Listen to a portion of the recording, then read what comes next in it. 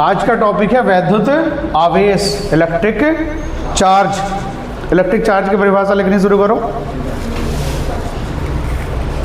वैद्युत आवेश द्रव्य का वह भौतिक गुण है जिसके द्वारा वैद्युत तथा चुंबकीय प्रभाव उत्पन्न व अनुभव किए जाते हैं। अगर आती है वैद्युत आवेश की परिभाषा तो यही लिख के आनी है। और वैद्युत आवेश दो प्रकार का होता है। फर्स्ट बताया है कौन सा? धनावेश, और दूसरा है ऋणावेश, पॉजिटिव चार्ज।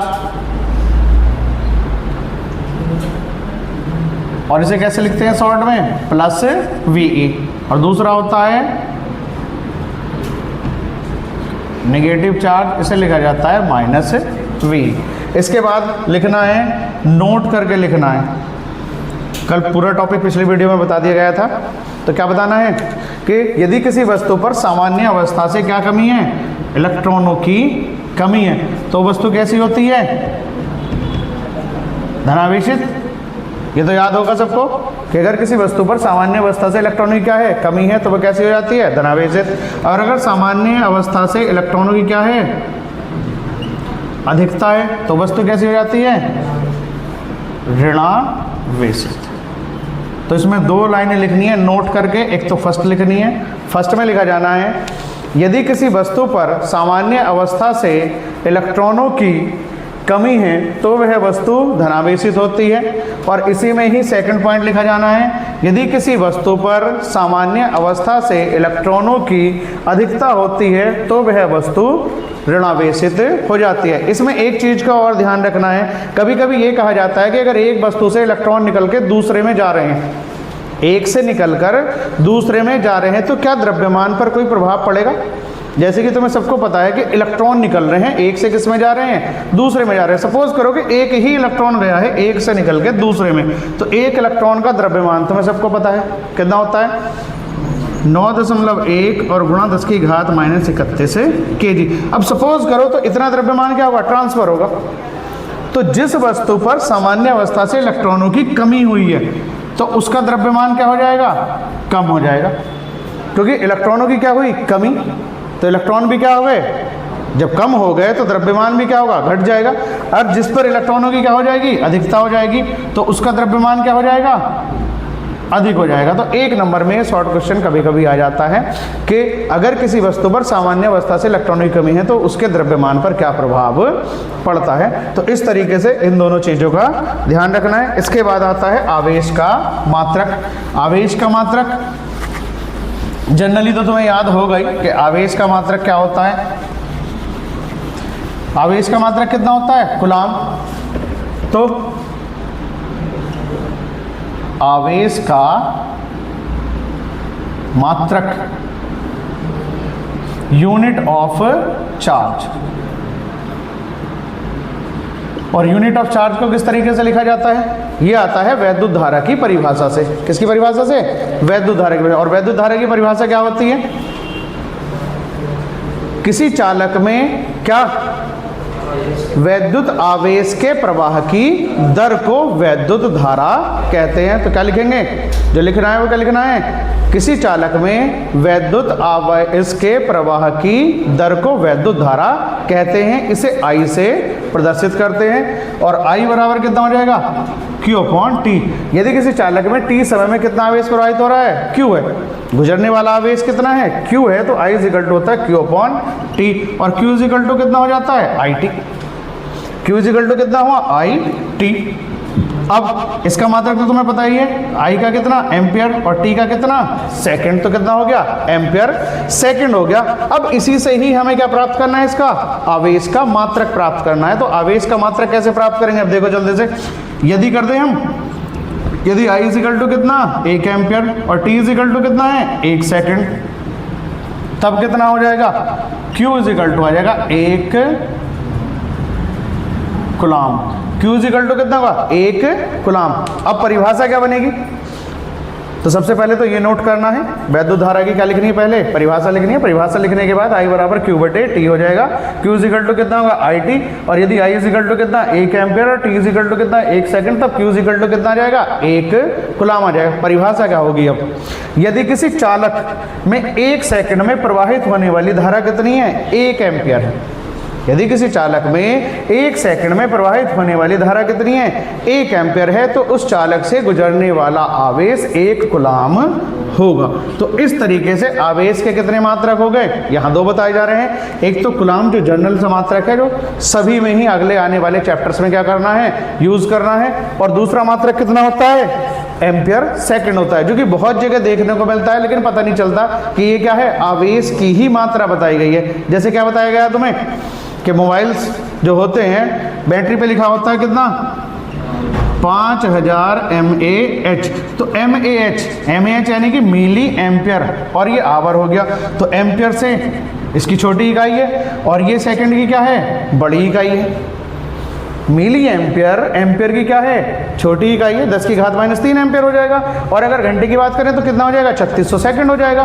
तो कहने का मतलब क्या है कि जो मोबाइल की तुम्हारी बैटरी आती है, ये किस में आती है, मिली एम्पियर में आती है। यानी कि आवेश इसमें इतना संग्रहित हो रहा है या संचित हो रहा है, कितने एम्पियर, 5000 मिली एम्पियर आवर। तो भी क्या है, आवेश को ग्रहण करने की क्षमता है, यानी कि इतना आवेश इसमें ये बैटरी कर सकती है। दूसरा, तुम्हारे घरों के जो बैटरी होते हैं उस पर क्या लिखा हुआ होता है, 150 AH यानी कि एम्पियर आवर।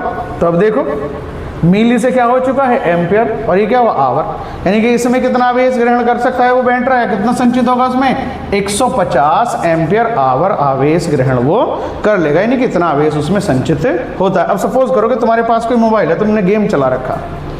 अब गेम चलाने में जो तुम्हारा मोबाइल है 1000 मिली एम्पियर आवर खत्म कर रहा, कितने घंटे में, 1 घंटे में। तो जब 1 घंटे में इतना खर्च करेगा तो पूरी बैटरी कितने समय में खत्म हो जाएगी, 5 घंटे में खत्म हो जाएगी।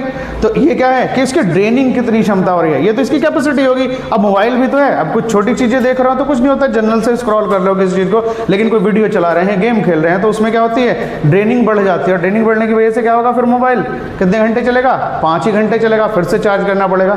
तो ये क्या है, आवेश का मात्रक है। इसके बाद फंडामेंटल चार्ज। अब फंडामेंटल चार्ज के बारे में कौन कौन जानता है, जरूर पता होगा। फंडामेंटल चार्ज मूल आवेश, देखो अब नेक्स्ट हेडिंग डालना है, मूल आवेश। Fundamental charge. अब फंडामेंटल चार्ज क्या होता है, ये सबसे छोटा आवेश है, यानी कि आवेश की सबसे छोटी क्या है, इकाई है, जो किसी भी आवेशित कण पर स्थित होती है। अगर हम इसके बारे में परिभाषा लिखनी है 1 लाइन की, तो क्या लिखोगे, वह छोटे से छोटा आवेश जो किसी भी आवेशित कण पर स्थित होता है मूल आवेश कहलाता है। इसे किससे प्रदर्शित करते हैं, स्मॉल ई से प्रदर्शित करते हैं। और इसका मान कितना होता है, 1.6 और गुणा 10 की घात -19 कूलाम होता है। अब इसके बाद आता है नेक्स्ट टॉपिक, आवेश के क्वांटीकरण का सिद्धांत, क्वांटाइजेशन थ्योरी ऑफ चार्ज।